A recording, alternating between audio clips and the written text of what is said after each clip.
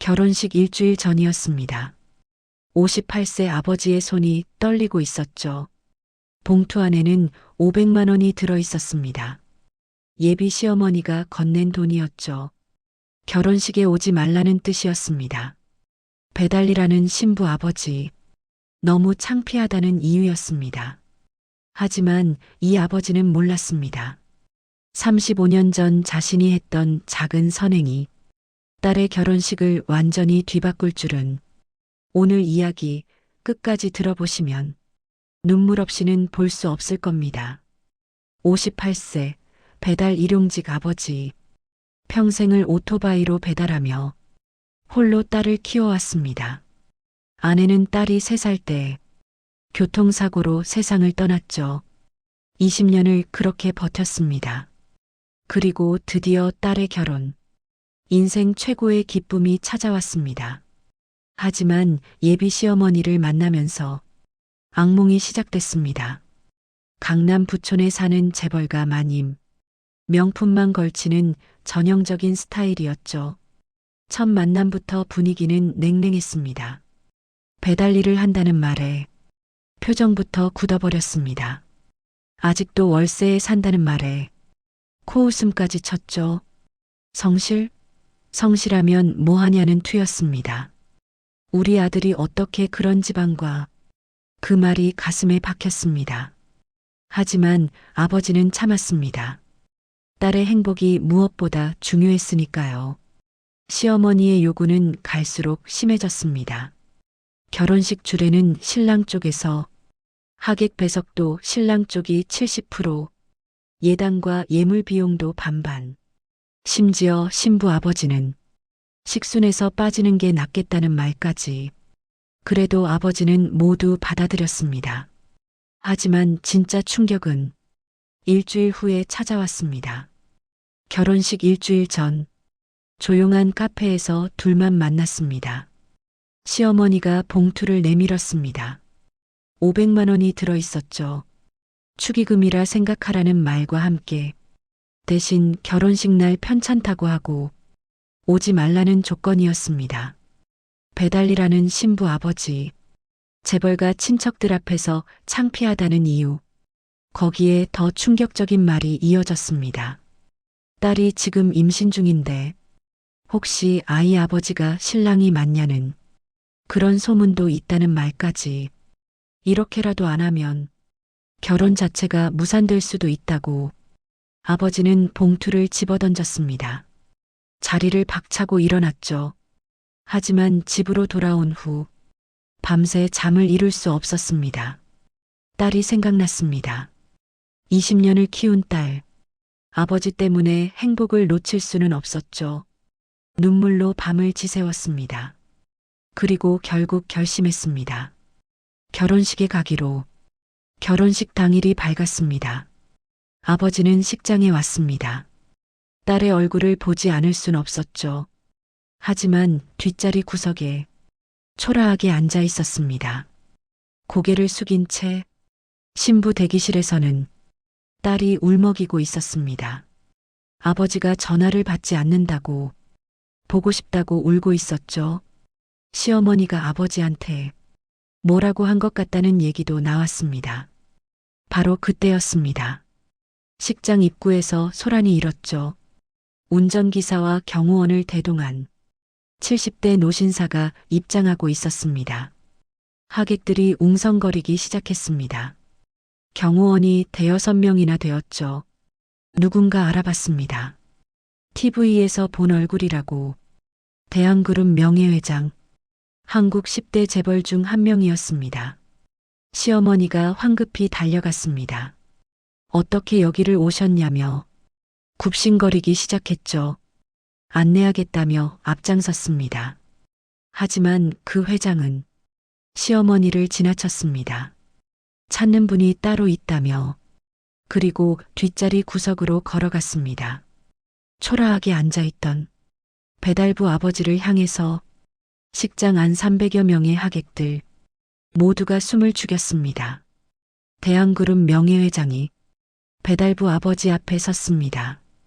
그리고 깊이 고개를 숙였습니다. 35년 만이라는 말이 흘러나왔죠. 배달부 아버지는 당황했습니다. 누구신지 기억이 나지 않았거든요. 하지만 회장은 알고 있었습니다. 평생 이 은인을 찾아 헤맸다고. 회장이 마이크를 요청했습니다. 300명의 하객 앞에서 이야기를 시작했죠.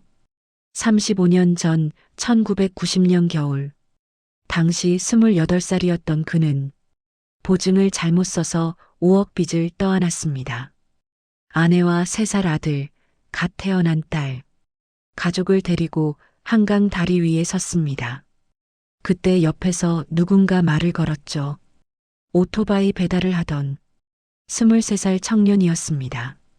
힘드냐고 물었습니다. 자기도 힘들다고 했습니다. 부모님 돌아가시고 혼자 사니까.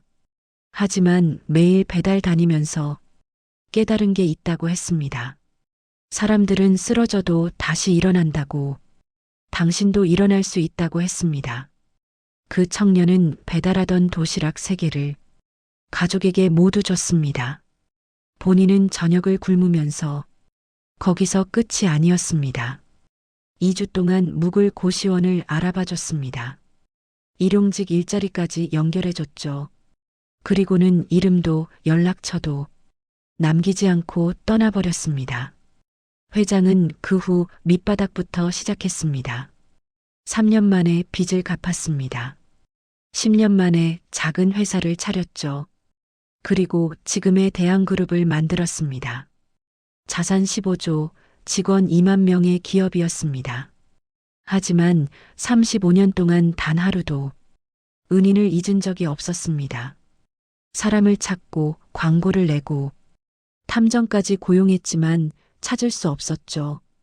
그런데 어제 강남역 앞에서 배달 가는 뒷모습을 봤습니다. 35년 전 그 청년의 뒷모습과 똑같았습니다. 급히 차를 돌려 따라갔습니다. 그리고 알게 됐죠. 오늘 은인의 딸이 결혼한다는 것을. 회장이 배달부 아버지의 손을 잡았습니다. 왜 자신을 찾지 않았냐고 물었습니다. 35년 동안 이렇게 힘들게 사셨으면서. 배달부 아버지는 담담했습니다. 진심으로 기억이 잘 안 난다고. 그때 도움이 필요한 분들이 많았다고. 그냥 도왔던 것 같다고 했습니다. 회장의 눈에서 눈물이 흘렀습니다. 그게 바로 은인이라고. 본인이 굶으면서도 남을 돕는 분이라고. 배달부 아버지는 말했습니다. 당연한 일을 했을 뿐이라고. 힘든 사람 보면 돕는 게 사람 사는 일 아니냐고. 회장이 성공한 건 회장 자신의 노력이라고 했습니다. 그 순간 신부가 달려왔습니다. 아버지를 꼭 껴안았습니다. 울먹이며 사랑한다고 말했죠. 아빠가 세상에서 제일 멋있다고. 신랑도 다가와 절을 올렸습니다. 장인어른을 존경한다고 했습니다. 회장이 시어머니를 돌아봤습니다. 은인의 따님 혼사를 어떻게 도와드리면 되냐고 물었습니다.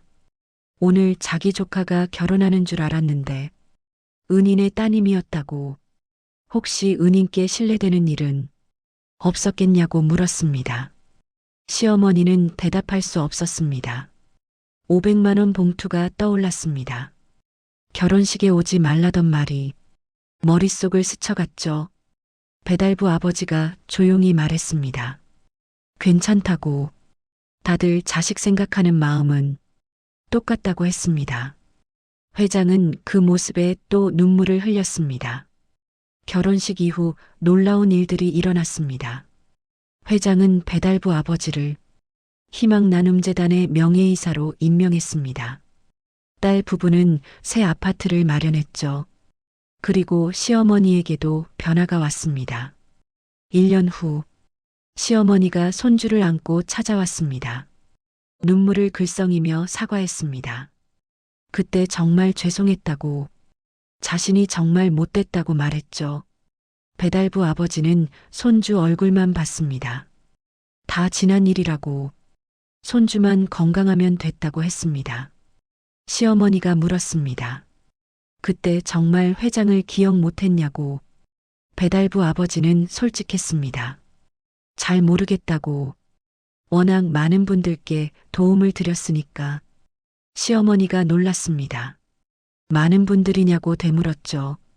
배달부 아버지는 담담히 답했습니다. 그게 중요하냐고. 사람은 누구나 어려울 때 서로 손 잡아줘야 한다고. 그게 사람 사는 거 아니냐고. 시어머니는 그제야 깨달았습니다. 진짜 부자가 누구인지를. 배달부 아버지는 여전히 일합니다. 오늘도 오토바이를 타고 배달을 다니죠. 단, 이제는 희망나눔재단의 명예이사로서 어려운 이들을 돕는 일도 함께합니다. 배달 중에 힘들어 보이는 청년을 만나면 잠깐 쉬어가라고 말합니다. 도시락을 건네주기도 하죠. 청년들은 감동해서 감사하다고 합니다.